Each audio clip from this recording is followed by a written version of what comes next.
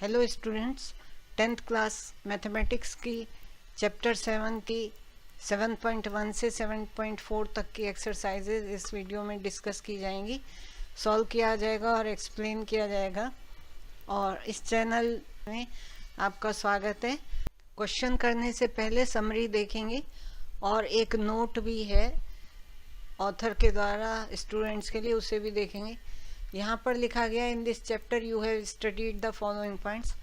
अभी हम चैप्टर तो नहीं कर रहे हैं लेकिन क्वेश्चंस करेंगे ना, हमने चैप्टर किया है पर ये वहीं से लिया गया है तो ऐसे लिखा है। तो हम ये 2 स्लाइड्स इसलिए डिस्कस कर रहे हैं कि आपको फॉर्मूले याद रहें, कौन कौन से फॉर्मूले हम इसमें यूज़ करेंगे और इन्हें आप एक जगह नोट कर लें और याद करें, क्योंकि जब आपको फॉर्मूला याद होता है तो आप क्वेश्चन इजीली सॉल्व कर लेते हैं।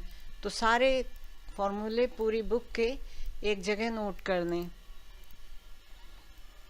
पहला फॉर्मूला है the distance between point P x1 y1 and Q x2 y2। जो डिस्टेंस का फॉर्मूला है ये है x2 minus x1 whole square plus y2 minus y1 whole square का अंडर रूट। सेकेंड है कि अगर इनमें से एक पॉइंट ओरिजिन है और दूसरा पॉइंट PXY है तब क्या होगा, तब x1 y1 0 0 हो गया और x2 y2 xy है पहले फॉर्मूले में। तो अगर हम यहाँ पर x1 y1 0 रखें और x2 को x y2 को y, तो ये बराबर आ जाएगा under root x square plus Y square.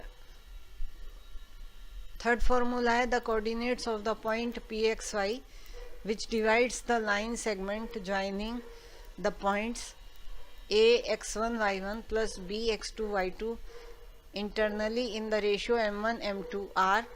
तो ये जो कोऑर्डिनेट्स हैं xy हम कहेंगे उन्हें, और ये इनको डिवाइड कर रहा है इंटरनली A और B को, जिसके ये कोऑर्डिनेट्स दिए गए।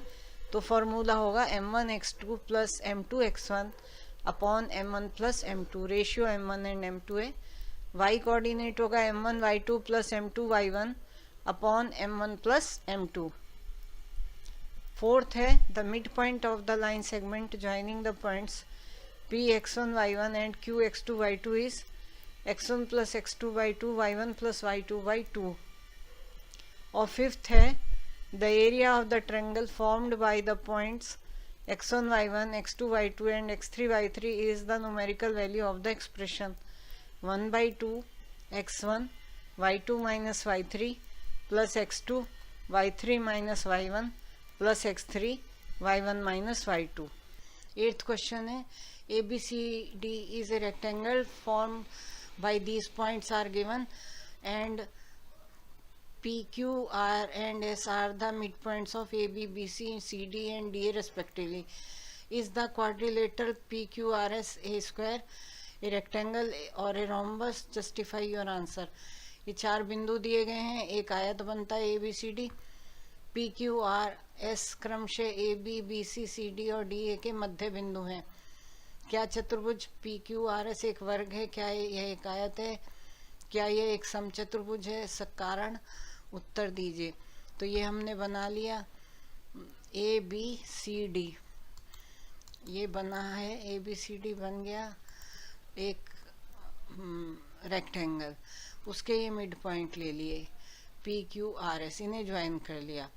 तो कोऑर्डिनेट्स हमारे पास ABCD के थे तो हम आराम से PQRS के निकाल सकते हैं क्योंकि ये मिड पॉइंट है। तो ये PQRS के हम निकाल सकते हैं x1 plus x2 by 2 y1 plus y2 by 2 के हिसाब से। अब PQ की डिस्टेंस हम निकाल सकते हैं क्योंकि हमारे पास कोऑर्डिनेट्स हैं। तो PQ हमारे पास आया अंडर रूट 16 1 बाई 2। फिर इसी तरह हमने QR निकाल लिया तो PQ निकल चुका है, QR भी अंडर रूट 61 बाई 2। फिर RS निकाला, वो भी अंडर रूट 61 बाई 2। उसके बाद SP निकाला, वो भी अंडर रूट 61 बाई 2। आप निकाल सकते हैं क्योंकि कोऑर्डिनेट सब आपको पता चल गए। डायगोनल निकाल लिए P और R, ये डायगोनल निकाल लिया। S एंड Q निकाल लिया तो ये 6 के बराबर है लेकिन ये 5 के बराबर है, ये इक्वल नहीं है। साइड्स इक्वल आ गई लेकिन ये ऑल साइड्स तो इक्वल आ गई लेकिन इसमें डायगोनल्स इक्वल नहीं आए हैं, जो कि 6 और 5 के बराबर आ रहे हैं।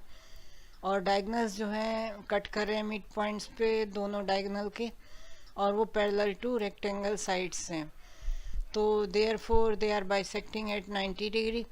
पैरेललोग्राम की जो प्रॉपर्टी होती है कि अपोजिट साइड्स इक्वल हैं और अपोजिट एंगल हैं, लेकिन सारी साइड्स इक्वल नहीं है और ना सारे एंगल। रोम्बस की होती है all sides are equal and opposite angles are equal. तो ये रोम्बस है, और आप इसको लिख सकते हैं कि PQRS इज ए रोम्बस। आप क्वाड्रिलेटरल के जितने भी हैं, रेक्टेंगल है, स्क्वायर है, पैरेललोग्राम है, रोम्बस है, सब देख लीजिए और उन्हें याद कर लीजिए, उनकी फिगर और एंगल।